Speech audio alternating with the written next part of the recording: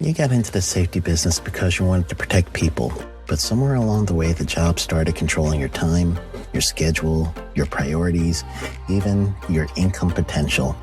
What if the expertise you've built over the years in the field can give you something more? More freedom, more control, more ownership of your future. I'm Sheldon Primus, the author of 7 Steps to Starting a Profitable Safety Consulting Business and the host of the Safety Consultant Podcast, with more than 350 episodes helping safety professionals become consultants and grow their career. Consulting changed my life. In fact, I'm a full-time RVer, and one consulting contract paid for my home I live in today. Now, I help safety professionals build their own consulting practice through bi-weekly coaching calls, accountability, and personal guidance. But this program isn't for everyone. Start with the Consultant Readiness Audit at sheldon.coach. What if everything we thought we knew about safety was just interference? From the host of the Rated R Safety Show and the founder of Safety FM comes the complete Signal Transmission Trilogy, now available in one powerful edition. Safety, in my opinion, the book that started the conversation. Safety Mutation, where the boundaries of culture, systems, and belief begin to break. And now, Safety Transmission, the final piece of the signal. For the first time, all 3 books are together in one volume. The Signal Transmission Trilogy, Complete Edition. This isn't just about compliance. It's about consciousness. It's about decoding the way we think, lead, and live, inside and outside the system. Whether you've been following the signal since the beginning or you're just now tuning in, this is the version to own. Search Signal Trilogy on Amazon or visit safetyfm.com to get your copy now.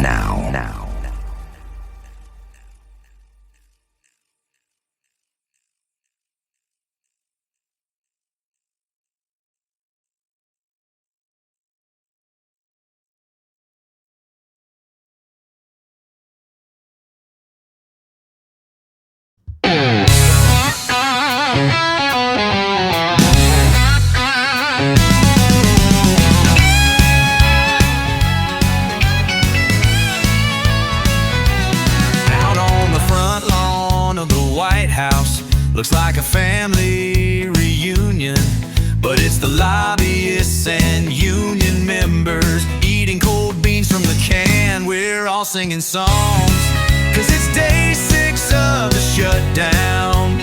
Government ain't got us down. We're just singing our songs, 'cause it's day 6 of the shutdown. The government ain't got us down. Hi, this is Jim from Safety Wars. Before we start the program, I want to make sure everyone understands that we often talk about OSHA and EPA citations, along with some other regulatory actions from other agencies, legal cases, and criminal activity. Everyone is innocent until proven guilty in a court of law. Proposed fines are exactly that, and they are often litigated, reduced, or vacated. We use available public records, news accounts, and press releases. We cannot warranty or guarantee the details of any of the stories we share, since we are not directly involved with these stories, at least not most of the time. Enjoy the show. This show is brought to you by Safety FM. How's everybody doing out there? Seems like we did not upload the program last week. Oops. It's okay, human error is normal. We'll be getting there later on. What's today? Today is Tuesday, October 7th, 2025, day 6 of the shutdown. How do you like that? Tomorrow's day 7. Yeah, we'll be doing, I don't know, how do you like the new intro music? So it's like, we have an ongoing theme here in the United States of the government shutdown. So we're continuing making music and everything else. Now, a couple of things came up on the projects that I've been working on over the last week or so, right? One of them is this. It's a recurring theme. So paperwork.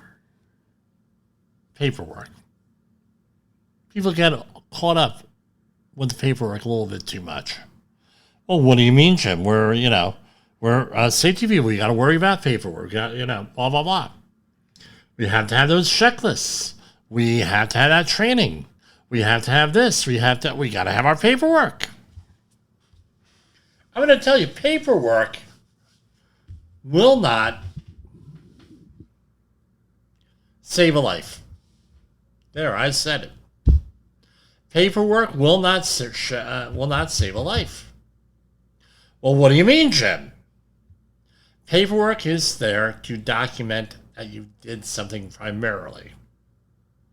There are other things, right? You're checking qualifications and things of that nature. So let's talk about the checklist.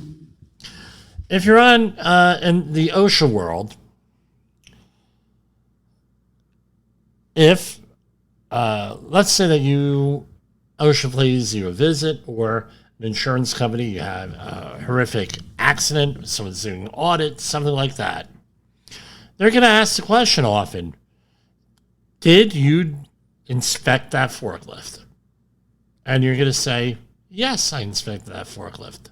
Then they're going to say, well, can you prove that you did that? Yes, I have a checklist here.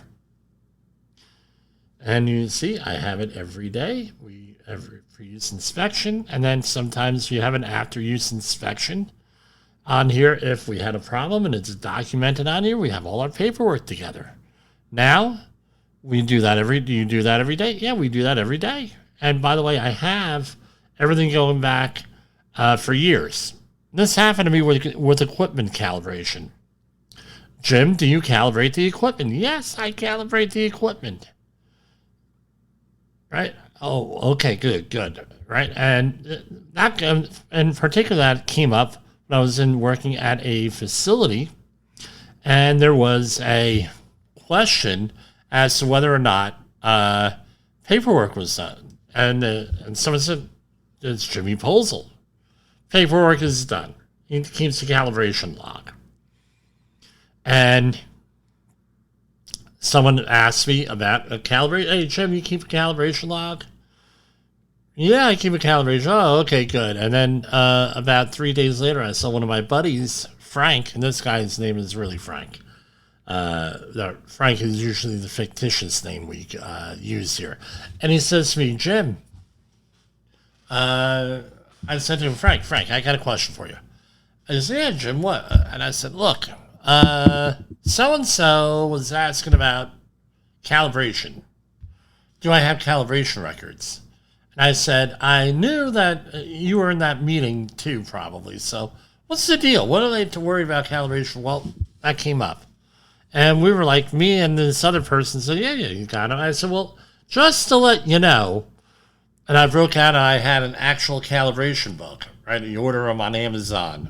They have equipment calibration books in there. You can document. I said, look, these are all of the documented. I have it going back, and I give them a nice hardcover book, signed page. I mean, it looked great. It looked professional. It was all handwritten, nice and neat.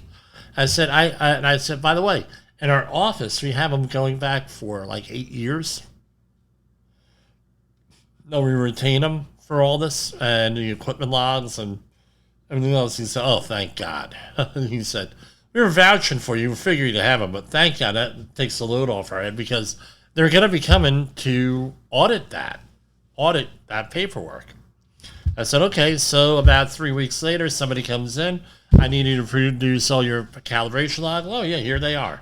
I have like multiple books and everything else. They said, oh, okay. They're going to, play the gotcha game with me.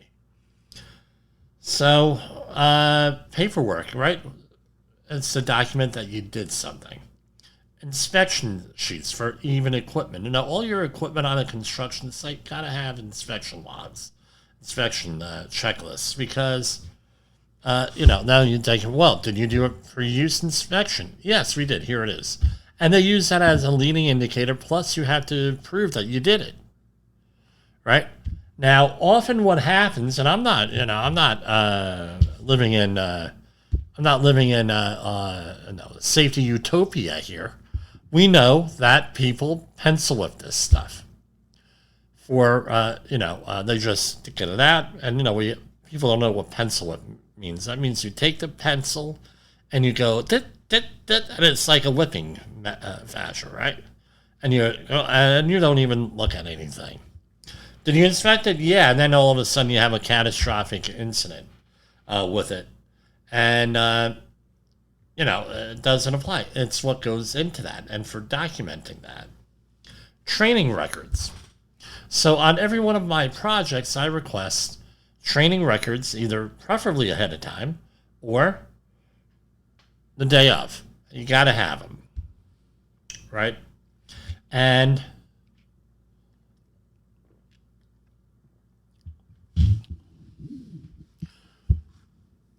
always gets, especially, you get all these, especially with the OSHA outreach. So like a couple of weeks we talked about OSHA outreach, we did disaster and construction. We might have done general industry, where we talked about that on here. But definitely disaster outreach and worker, right, and construction. And they're counting on people in your position as a safety professional to not know what the hell is going on. That's what they're counting on. A lot of times the business models that are out there are, we're going to hire a safety person that doesn't know GWVNO. That way we don't have, they're not going to hold up the work. They're hopefully going to be in the office drinking coffee and eating donuts or doing whatever, playing, watching unspeakable, stuff out there. Just stuff out there on the computer. Back in the day when Howard Stern, when there was no internet, people used to go, when he first went on terrestrial radio, one of the projects I was on, they got the portable satellite radio, so the oversight person from the Army Corps of Engineers could go and listen to Howard Stern until 11 o'clock every morning, and that's where they managed it. So they count on that. So with training, I heard this. Oh yeah, our guys have 10-hour outreach training. Okay, where's the card? Well, it's incorporated into the 40-hour HAZWOFer. And then he's like, okay, how long have you been doing that? Oh, 8 or 9 years. I said, well, how many people do you train like that? All of them. It's like an 80-person field team company. I said, that's a big no-no. Oh, well, I'm an outreach trainer and it's fine. Okay, well, let me get your name. And it turns out that they're not an outreach trainer. Turns out also, I said to the guy, OSHA you could get into big trouble with OSHA for doing that. Like huge, huge, huge trouble. Humna. Turns out his boss calls me out and he says, doesn't do outreach training, he's just bullshitting you, and we straightened him out. But what we're going to do is we're going to send everybody out for outreach training and resume work. This is the way people are out there. So they're relying on you not knowing what's going on.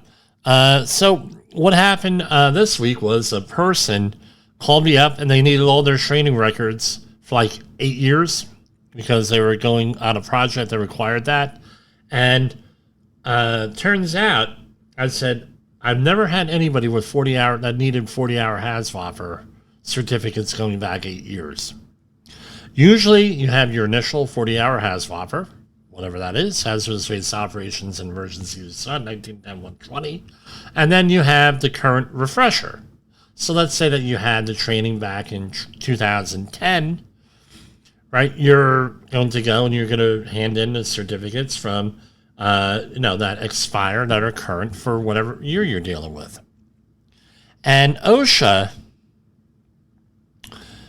they understand, right? And there's letters of interpretation out there, and there's the tech manual out there, and there's the FOM, I think it is, right, where they actually go out and this is our policy, right? If you're a little bit late, they give you a little bit of a grace period, but you gotta have a reason why you're late on that. It might be, for example, a good reason might be, and I can't guarantee this, well, I was out of work for like a year. I came back in and we did, my new employer, they sent me through like a 3-day training class on how they do things.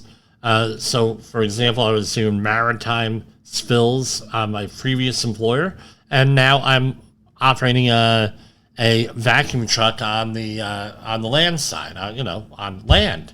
So they gave me a training class. They sent me through a lot of 40 hours stuff. Again, gave me an 8-hour refresher. Everything's documented. Well, OSHA's going to be, okay, the guy was out of work for a year. Okay, no problem. But you got to document it. You got to explain. You have to show how you're in compliance now. Some companies, they have like classes. Usually I don't go above 20 people. So they're doing an 8-hour HAZSWAT for 20 people. It's hard to get all 20 people together. So you may be a couple of days late, a week late. Okay, document why you're a week late on there. Say, we had it scheduled and everything else. You have it scheduled, you get right, and everything else. Better yet, what we do, all of my customers, is that they have, throughout the year, they have a senior foreman usually. It could be a supervisor or someone like that, someone knowledgeable. They could have a designated safety person, right, for like a site safety person who's familiar, who's approved and everything else. And what do? They go and they say, well, we're going to have safety meetings once a month, once a week, every other week, regularly scheduled. And we're going to do like a half an hour training class. And what do you know, in like 16 or weeks, we're going to have all our safety training done. Because of the 8-hour refresher, minimum a half an hour session, 16 sessions, now you're 8 hours, and we're good as long as you document it. You could do a lot of stuff as long as it's documented. And you're showing a good faith effort. Right? And OSHA, allows for that. Right? Or maybe they're not going to enforce it. Right? What might be another thing that, you had it on October 3rd, 2024, so you got to have the refresher by October 2nd, 2025. Right? Okay. Yeah. All right. Well, that doesn't always work, but you have to have it, and there are letters of interpretation for that. There's a big misunderstanding on all this crap out there, and let me tell you, I'm not an attorney. I'm not here to give legal advice or anything else, but this is generally my understanding of the whole process, and I believe it to be correct based on letters of interpretation. But on the other hand, you do not want to be late. Now, certain states like California, Cal OSHA, they generally mirror the the federal standard. However, they're a little bit more stricter. So if you have a pattern of not making that deadline, they're going to want to see a 40-hour course redone on that, according to their website and some of the other stuff. But again, as usual, double check, triple check. Don't go off of what I say on the radio. Double, triple, quadruple check on that, because I don't want to have any issue with that. So let's take a brief break here, and we're going to come back right at you there. So... Safety Wars is streaming now.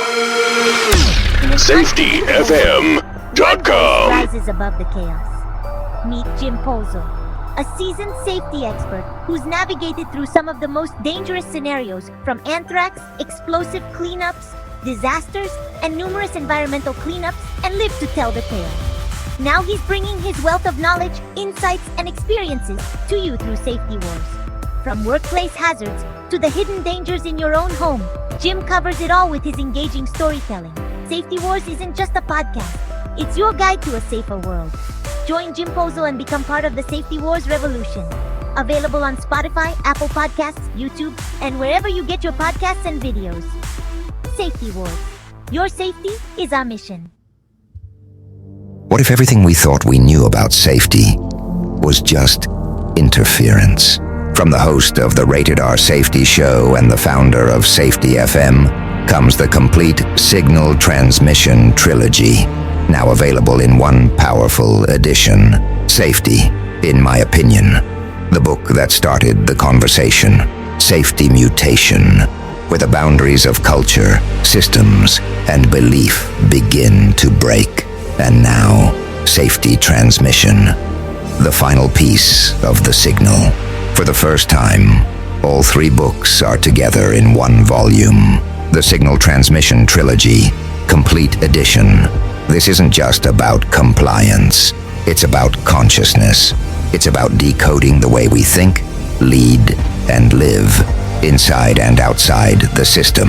Whether you've been following the signal since the beginning or you're just now tuning in, this is the version to own. Search Signal Trilogy on Amazon or visit safetyfm.com to get your copy now. From the front lines of the safety war, it's Safety Wars, with your host, Jim Posel on Safety FM. Get ready to face the harsh reality.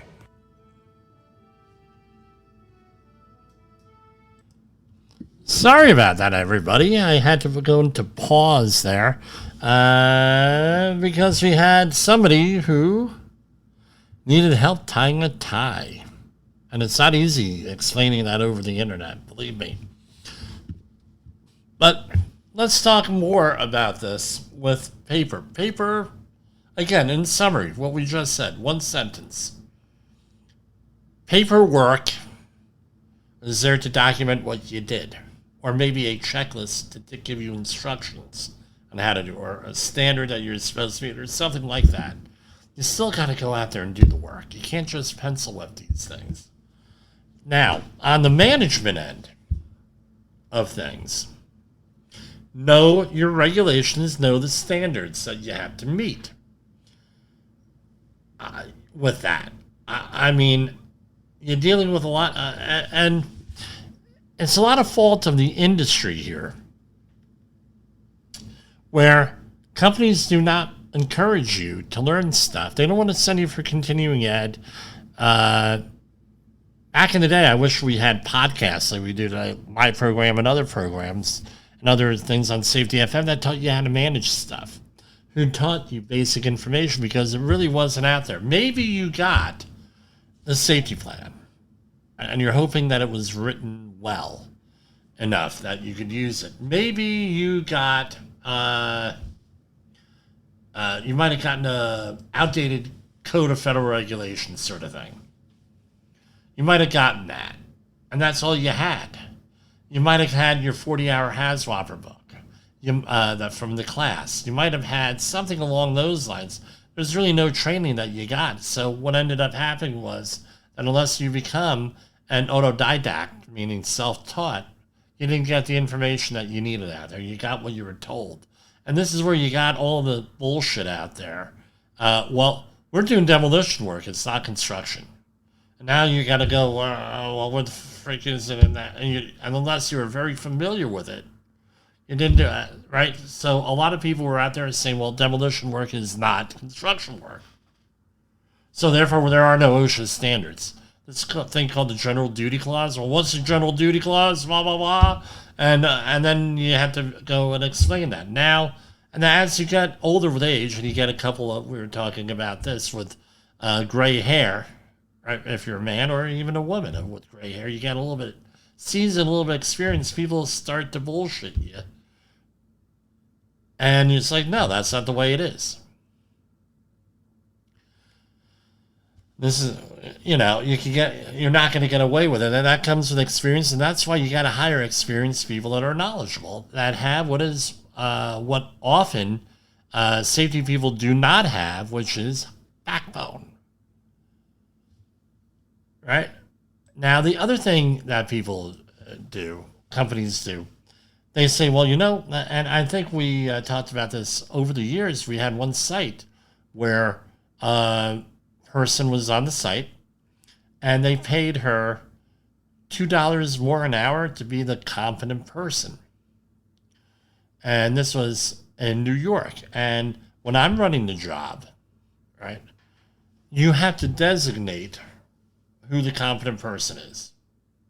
And I actually have a form that I use on a lot of projects that lists all the places that you need to have competent persons. So I got it from one of my customers. And the customer said, here, Jim, every company has got to fill out this form designating who their competent person is. And realize that it could be like a different person. So can you get away with it? Yeah, you can get away with it where, this is the competent person for everything. And as long as that person is a competent person for everything, then they're competent. And, that means that they're able to identify and correct hazards and do an assessment. That's an basic OSHA definition. Now, when you find that out and you do that, then that's, that's fine and dandy. But then the competent person has to know their limitations.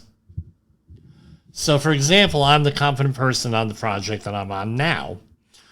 But I know I'm not a helicopter operations competent person.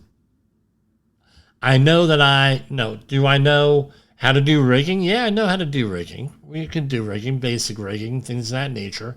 But if we're going to be doing a critical lift, maybe I want to get a licensed rigger out there to go out there and do that, right? And certified rigger license if you're in New York. If you're, this person, I give this thing, let me back up. In New York, this was a project in Montgomery, New York. And this person, about 23, 24 years old, used to have a different career, coming in from a different career. She didn't like it. She came into safety, and she was in the medical field. And a lot of people in the medical field don't like the medical field, so they go into safety, believe it or not. They need field work experience, so they get a job on a construction job or wherever to get the prerequisite experience, and then they go into the medical end of safety, for that. And this is what the occasion was. This is what happened with this person.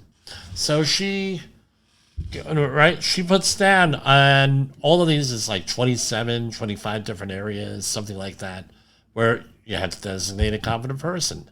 And I said, okay, we had a problem with fall protection on the job, right? Basic fall protection. I said to her, are you the designated competent person for fall protection? She said, yes, Jimmy, I am. I said, okay, what kind of training have you had with fall protection? Because we're seeing all these problems here. This problem, that problem, that problem, blah, blah, blah. Guys, I had the 30-hour outreach course. I said, you do realize the 30-hour outreach course is not designated as a certification. It's a general awareness. It's an awareness class. Well, that's what I have. I said, okay, can you please... And then I asked him certain questions. I said, well, in my opinion, you're not a competent person because you cannot answer basic questions on fall protection. I said, you have the guys doing this. Does that anchorage point actually, is that actually there? Hold on. Okay, another thing. No. So I said to her, her boss comes over. Her boss says, what's the problem here? And I said, well, does she have the authority to assess a hazard and make corrections and stop work, that sort of thing, to make a correction? What do you think his answer to me was? Well, she better be right if she's going to stop the work. So therefore, I said to him, that indicates to me that she is not the competent person. Because there's a thing, if she's wrong or you find her wrong for some baloney reason, you're going to fire her. And there's going to be a problem. So there's a big disincentive for that. Again, it's one of those things. I don't know. We're going to get to the news at the bottom of the hour. Sorry for all the interruptions here, but, we have people in crisis here. No, I'm not home right now, so we're going to, let's try another commercial break, and we're going to do the news. I got the news. We got lots of news. We may be going over the hour limit here, so. You are listening to Safety Wars. Tomorrow's Safety Today. Is your safety training old, stale, and hackneyed? Is your safety trainer still preaching a warped version of behavior-based safety? How about safety training that is designed to actually address and assess your hazards and liabilities and is not standardized baloney from generations ago? Contact the Safety Wars team at safetywars.com or call me, Jim Polzel, at 845-269-5772. Remember, if you are receiving this message, you are the solution to unsafe workplaces. All right, so here we are. We are back. Now, OSHA got their new leadership today. So the Senate today, or actually last night, I believe it was, they went through and they confirmed new leaders for the Department of Labor's Occupational Safety and Health Administration. So the federal government is shut down. They can't get a budget through, but they did manage to get some votes on some nominations. The U.S. Senate confirmed new leaders at the Department of Labor's Occupational Safety and Health Administration, the Federal Railroad Administration, and the U.S. EPA Superfund program. Superfund, not Superfund, program, among 108 nominees who were approved en bloc on October 7th. The vote confirmed David Keeling as Assistant Secretary of Labor for Occupational Safety and Health. Keeling has worked safety at UPS and in Amazon, so he was managing their corporate program, it's my understanding. And the story is from ENR.com. During a nomination hearing in June, Keeling laid out his priorities for OSHA. They include accelerating the adoption of technology and new standards to prevent injuries through informed design, expanding collaborations with companies, unions, and industry groups, and updating enforcement processes. They've already been updating things here. You have until November 2nd. It's like 29 different changes they want to make. That's all in the Federal Register. John Bustard, right? ASSV said he's a good guy. So John Bustard is the new Assistant Administration of EPA's Office of Solid Waste, a role that puts him in charge of the Superfund program.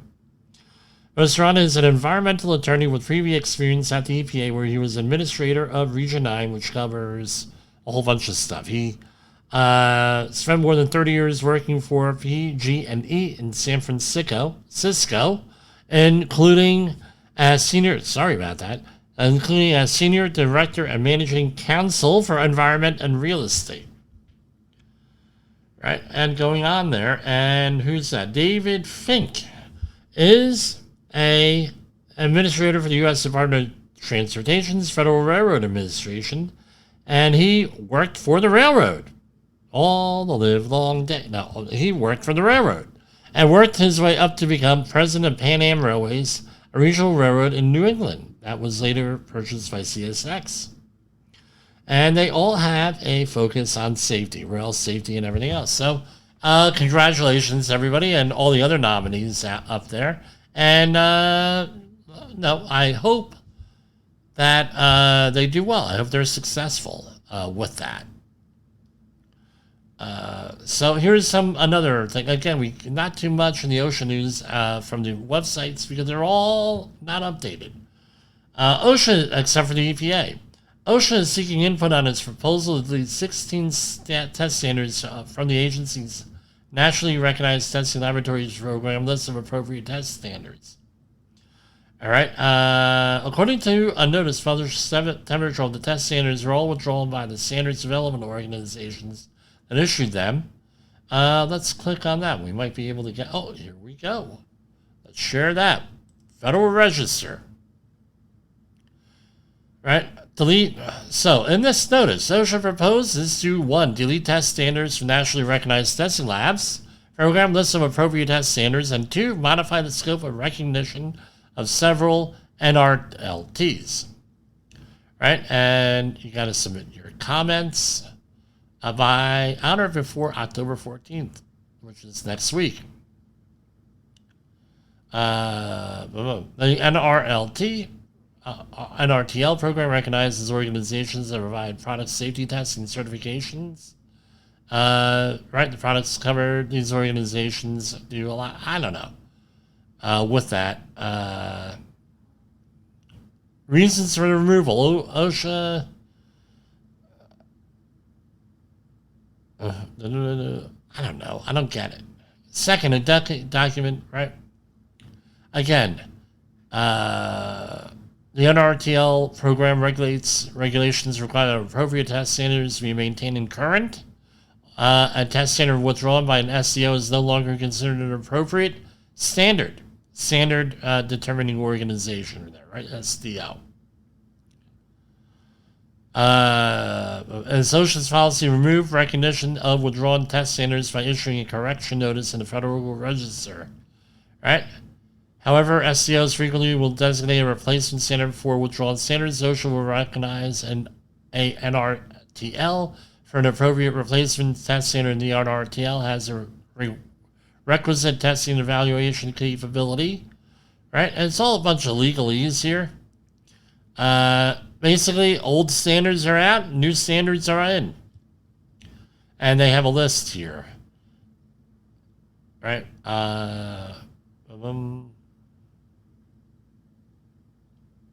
So these are ISA standards here, non-incentive electrical equipment. With this, let's see, this all has to do with air sampling here and designating hazardous locations. And that's basically it. So I'd like to know. Now, my question is, how is this really going to impact things, right? Again, they're on a deregulatory type thing, but making things simpler. I don't know how that's going to impact health and safety. I guess wait and see, if at all, with that. Sorry, guys, I don't really have commentary on there. I'm just letting you know that it's there.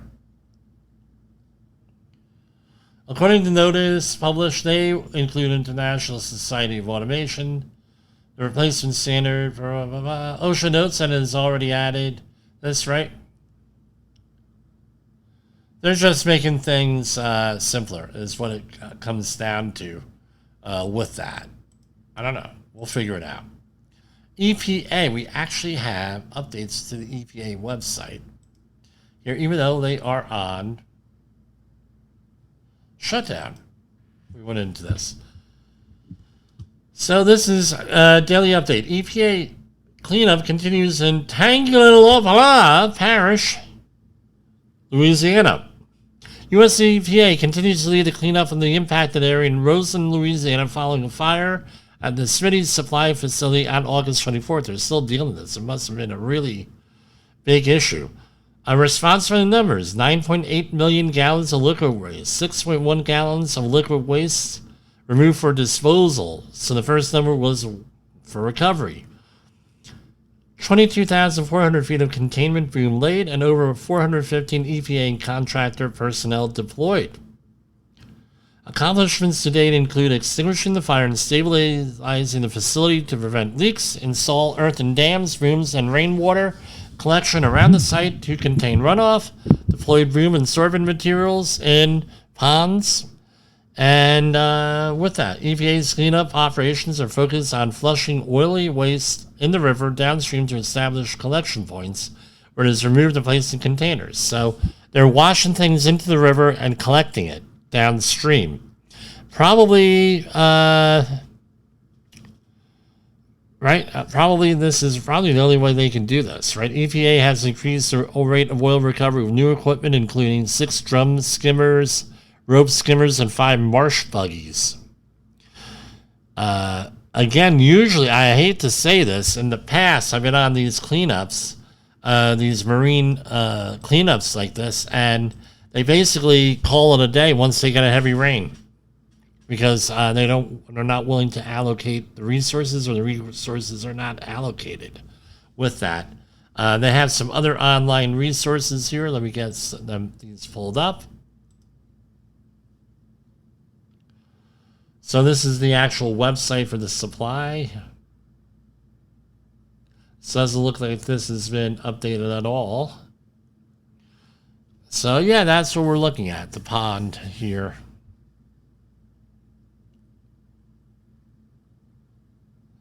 So again, I mean, it's really good. If you're impacted by these things, really good to actually go and check things out on the website.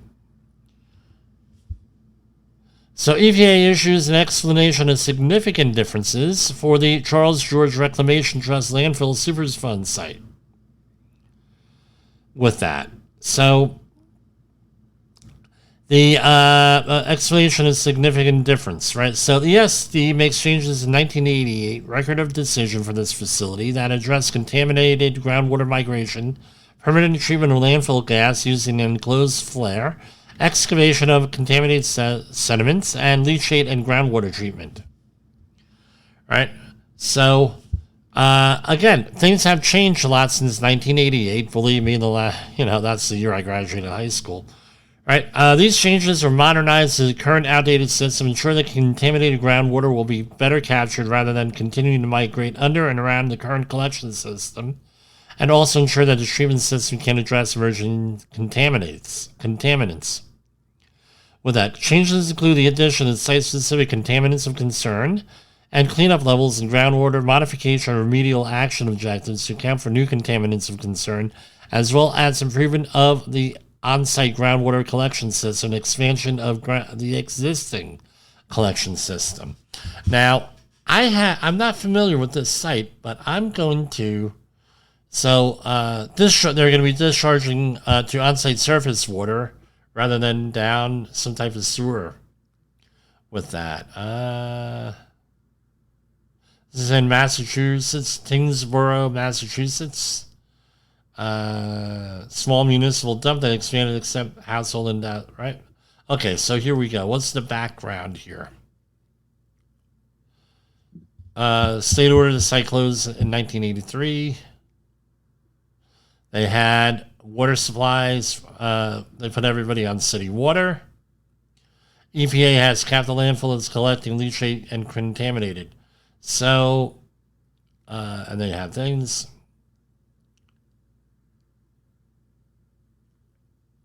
My suspicion here is that this was an online landfill, and things are getting under the existing system here. Is basically what it looks like, because back in the 80s, things were not, and before that, things were not lined. So that's my suspicion here. Don't quote me on that. If you're really interested, go and look at it. EPA and Virginia Agriculture forged first ever memorandum of understanding. This was yesterday. The U.S. EPA and the Virginia Department of Agriculture announced the first ever signing of a MOU to formalize their partnership and expand their collaborative activities related to agricultural practices that benefit the environment, regulatory and compliance system, outreach, training, communication, and education. Here. Right? And they're laying the groundwork to ensure farmers have a seat at the table when it comes to protecting our environment and empowering the great American comeback, said the EPA. So what are they going to do? 4 things. Increase state and federal collaboration, encourage honest and recurring discussions between the EPA and the agricultural community, recognize, measure, and promote environmental stewardship, and enhance regulatory compliance and improve water quality. Okay, great. I know over the years the EPA has been a little bit adversarial with everybody, and I think they're trying to resolve that, which is like a pretty good thing overall. here's something from from the New York, New Jersey area, and it turns out there was a crane rollover in New Jersey in Hamilton Township. I recognize the house here. I used to, right? So a truck-mounted crane crashed through the roof of a home in Mercer County on Tuesday afternoon. The incident happened shortly after. Hold on. Pardon me. The incident happened shortly after 12:30 on Leah Drive in the Hamilton Township. Right? Photos and videos taken at the scene show the rear of the truck sticking in the air. And that's basically what it is. Again, crane safety. From the New York and New Jersey area, what do you expect, right?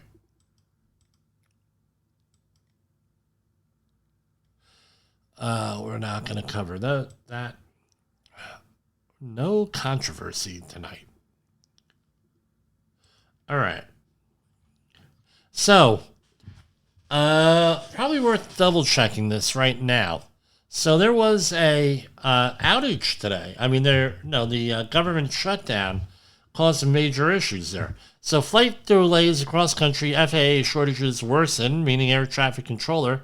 This is right off a Drudge. All right, Burbank Tower unmanned Nashville goes dark. Newsom rips the president. So this is from 4 o'clock in the afternoon today from dailymail.co.uk. The government shutdown has caused another major air traffic control tower to go dark with no one available to direct planes due to staffing shortages. The FAA announced that Nashville International Airport will face issues starting 5 p.m. Eastern Time today due to lack of air traffic controllers available with this. Right? Again, as of 4 o'clock this afternoon, everything was already backed up by a couple of hours. In my neighborhood, Newark Liberty International Airport, right? A lot of people are calling out sick. Okay, put the screws to everybody here. Now, they're supposed to have some votes tomorrow, allegedly, on this whole situation. And again, you heard it here first last week. Here we have, this is from Bloomberg, right? Trump threatens no back pay for shutdowns furloughed workers. President Trump opened the door to locking back pay for certain federal workers when the government reopens. A move that would heighten legal scrutiny of the administration's maneuvers during the shutdown. It really depends. This is a quote from Trump. It really depends on who you're talking about. But for the most part, we're going to take care of our people. There are some people that really don't deserve to be taken care of. We'll take care of them in a different way. Wow. The White House's budget office, led by Russell Vought, has drafted a memo that says the workers aren't guaranteed a compensation during a shutdown, a posture that raises the stakes in the confrontation with Democrats nearly a week after agencies and departments suspend non-essential operations. Marked pre-decisional deliberative, the memo from Mark Paoletta, OMB's top lawyer, lays out a legal argument that the Government Employee Fair Treatment Act of 2019, passed after the shutdown in Trump's first term, is deficient. It argues that furlough workers can be paid only if the bill that ends the shutdown explicitly appropriates funds for that purpose. That was how Congress awarded back pay before making the process automatic in 2019, but an amendment to that bill passed days later added language making it clear that Congress still has to approve a bill ending the shutdown. So, this sounds like, well, hey, look, we passed a bill, we passed a law, we got signed, aren't we great? And 3 days later, they rescind it, and nobody says anything about it. Typical. That's what it sounds like to me. I don't know. Maybe I'm being paranoid here. Now,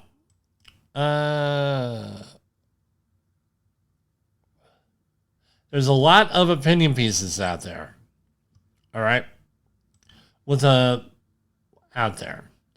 Now, we're going to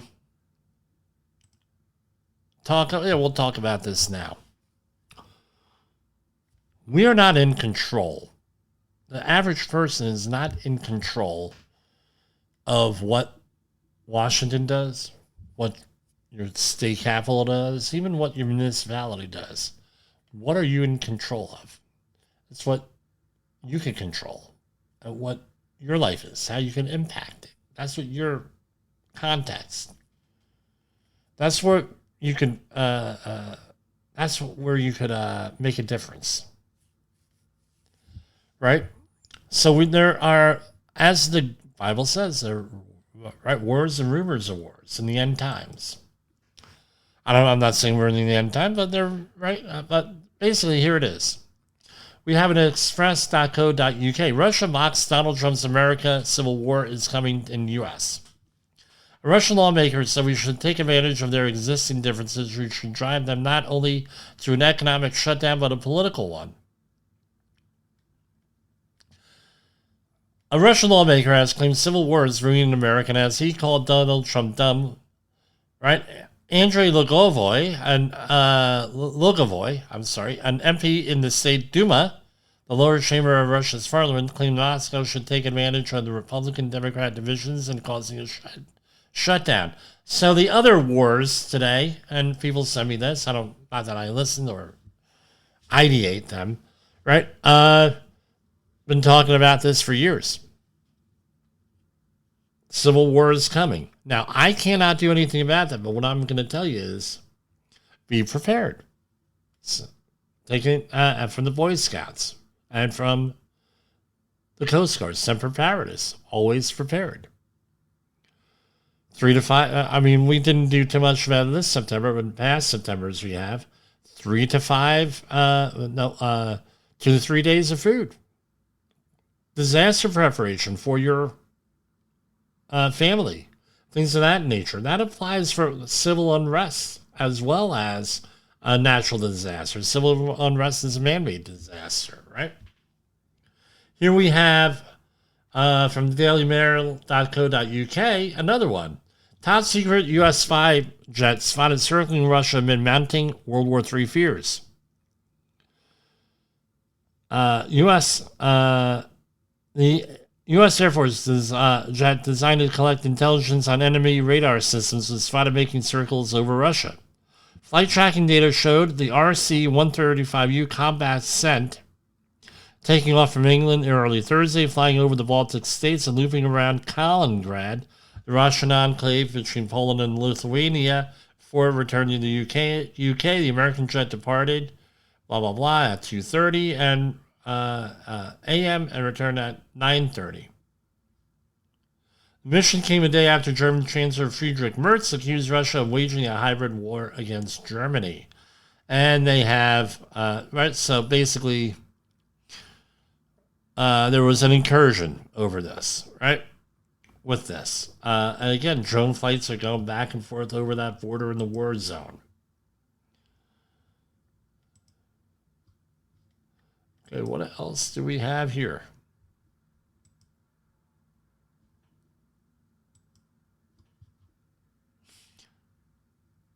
All right, so here we have from about 21 minutes ago. This is from CNN. White House rolls out mass federal firing timeline as GOP grows squeamish in funding. Really?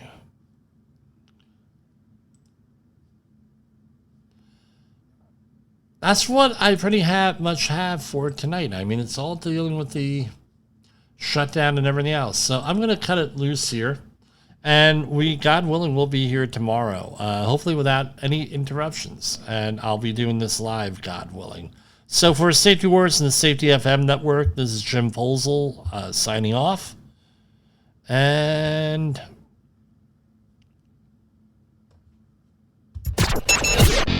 The views and opinions expressed on this podcast are those of the host and its guest and do not necessarily reflect the official policy or position of the company. Examples of analysis discussed within this podcast are only examples. They should not be utilized in the real world as the only solution available, as they are based only on very limited and dated open source information. Assumptions made within this analysis are not reflective of the position of the company. No part of this podcast may be reproduced, stored in a retrieval system, or transmitted in any form or by any means, mechanical, electronic, recording, or otherwise, without prior written permission of the creator of the podcast, Jay Allen.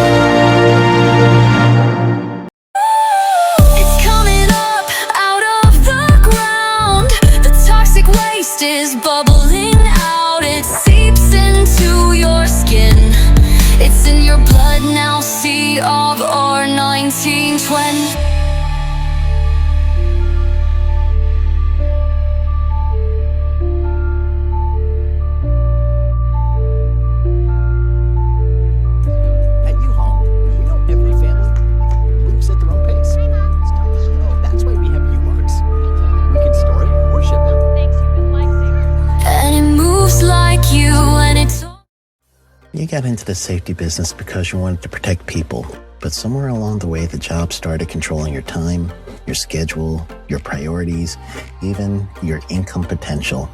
What if the expertise you've built over the years in the field can give you something more?